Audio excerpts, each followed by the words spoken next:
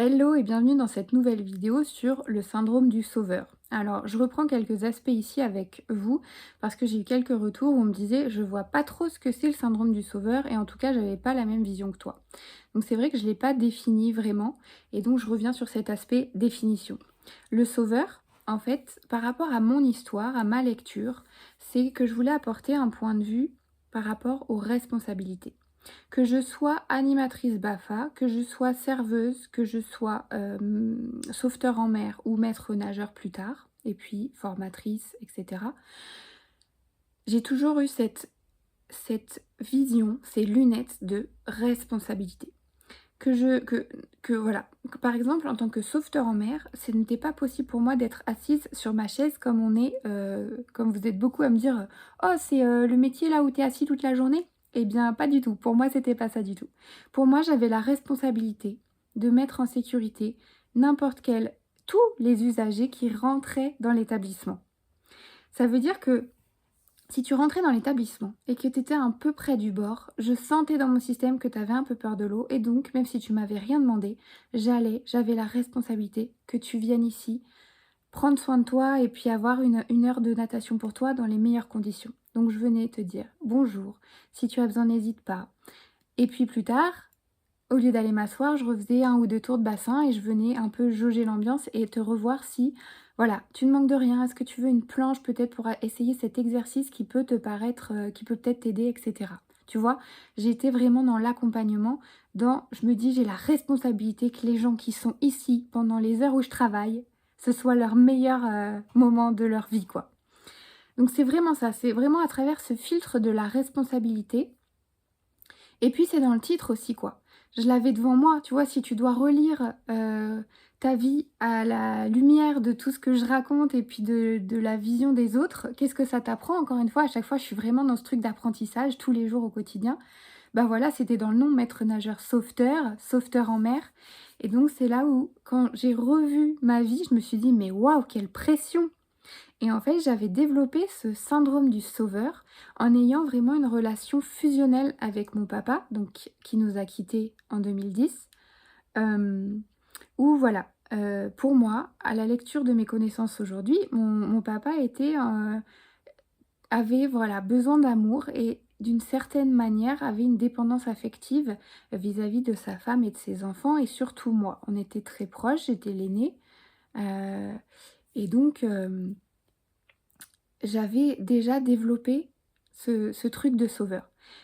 Hélène Vecchiali en parle dans son livre, La tragédie du sauveur, où vraiment déjà dès bébé, on voit des comportements se mettre en place vis-à-vis de nos parents.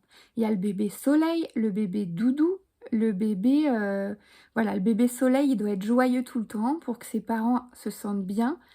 Ses parents sont dépendants du fait que le bébé soit joyeux. Tu vois l'idée? Le bébé doudou, il va être là quand la maman ou le papa a besoin de réconfort, la maman ou le papa va venir chercher un câlin auprès du bébé quand le parent a besoin. Tu vois? Il peut y avoir toutes sortes de petites relations, de schémas qui sont mis en place depuis très longtemps et dont on n'a pas conscience. Et ensuite, à l'âge adulte, on va voir le monde encore avec ses lunettes déformantes, puisque on a cette prédisposition à voilà, se mettre au service de l'autre, à aller sauver, aider, accompagner, parce qu'à notre tour, on va chercher de l'amour de la même manière qu'on a appris à le faire à travers nos parents, les personnes qui nous ont élevés, etc. On apprend avant tout, au début, par mimétisme. On va copier les copains, les parents, l'entourage. Et donc, plus tard, si on ne fait pas des mises à jour, on va continuer dans ces schémas-là. Donc une fois que j'ai pris conscience de ça, j'ai compris pourquoi j'avais développé de l'anxiété sociale, j'ai compris pourquoi j'avais du mal à me faire des amis, j'ai compris beaucoup de choses et ça a changé donc ma vision des autres et de moi-même et donc toutes mes relations ont changé. Parce qu'avant tout, j'en parle souvent, je me suis connectée à moi-même pour faire de la clarté, pour reprendre confiance en moi et ensuite j'ai pu me connecter aux autres de manière plus sereine, enrichissante, équilibrée. Donc ce syndrome du sauveur, c'est vraiment, voilà, cette vision de je me place dans la responsabilité, je suis quelqu'un de responsable sur qui tu peux compter. Et donc j'aborde mes relations comme ça, avec cette casquette, ce masque. Et au fur et à mesure, bien sûr, j'ai plein de trucs, il y a tout qui se casse la figure, quoi. Puisque j'ai évolué entre-temps sur d'autres aspects et donc je ne veux plus de ça puisque voilà, tout mon système est en train d'évoluer, mais ce truc-là, il me bloque, il me ramène dans ces schémas-là. Donc, j'en viens au développement personnel et puis j'apprends notamment à quoi servent les émotions et comment on fait pour apprendre à s'aimer et apprendre à mettre de la sécurité dans son système. Pour plus aller la chercher de manière déséquilibrée et puis ne plus apprendre à faire des choix qui ne sont plus basés sur la peur de manquer d'amour, la peur de manquer de sécurité, mais sur je suis déjà assez, je suis moi. Et puis si les autres ils veulent rentrer dans ma vie, ce sera la cerise sur le gâteau. Mais moi déjà je m'aime et je suis en sécurité comme ça. Je ne vais plus voilà chercher des relations, des situations par peur du manque. Voilà, les choix ne sont plus basés sur la peur. Les choix sont faits avec amour pour m'expanser. C'est ce que j'essaie de transmettre dans le programme Connect, dont je parle beaucoup aussi. Mes 3 piliers fondamentaux, c'est vraiment la clarté, la confiance, la connexion. Plus tu vas pouvoir remettre de la clarté sur les syndromes, les blessures, etc., la manière dont tu crées tes relations avec les gens, plus tu vas pouvoir reprendre confiance en toi, aller vers toi, te connecter à toi, et plus tu auras des belles connexions enrichissantes, équilibrées, qui te nourrissent. Voilà pour le syndrome du sauveur, ce que je voulais rajouter. J'espère que c'est plus clair de voir ça, comme vraiment voilà, quelqu'un qui se place dans « je suis là pour toi ». Et puis toi, si tu fais ça, tu sens que, eh bien après, le sauveur va vite fait, des fois, se mettre en rôle de victime quand il n'a pas vu tout ce que j'ai fait pour lui. Moi, le jour où j'ai besoin, il n'y a personne.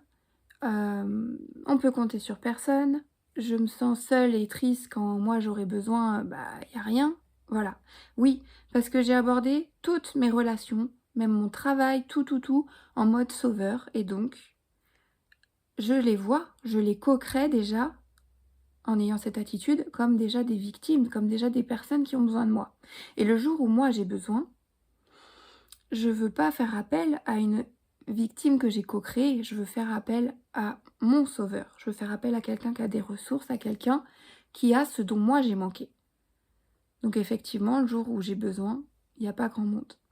Et en même temps, ça c'est vraiment dans la vision du sauveur pur. Parce qu'on verra sous d'autres aspects, la vie est quand même bien faite et la vie est souvent vraiment assez équilibrée. Je suis en train de le mesurer à mon échelle.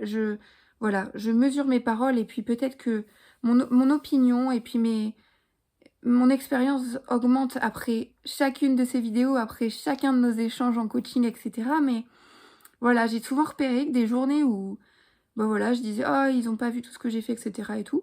Paf, il y avait une personne, une maman d'un cours qui venait me dire: «Mais c'était génial», un enfant qui m'avait fait un dessin.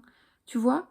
La vie, j'ai repéré ça beaucoup de fois où je commençais à rentrer dans cette tristesse, ce mal-être et puis hop, on m'envoyait un signe, on m'envoyait la vie me disait: «Mais non, regarde, c'est équilibré, c'est juste que là, il va falloir, redresser, revoir deux trois choses». Voir ce que tu peux apprendre des situations qui t'ont fait souffrir, que toi tu as interprétées comme souffrantes. Voilà, revoir les interprétations et puis aller glaner quelques connaissances pour acquérir de nouvelles compétences quant à son humain, pour apprendre à savoir comment on fonctionne, à avoir le mode d'emploi de cet humain pour pouvoir dépasser tout ça et puis aller s'éveiller, aller nourrir ton âme, aller faire des choses beaucoup plus concrètes et puis diffuser ton message au monde. Je te retrouve bientôt pour de nouveaux sujets. Ciao!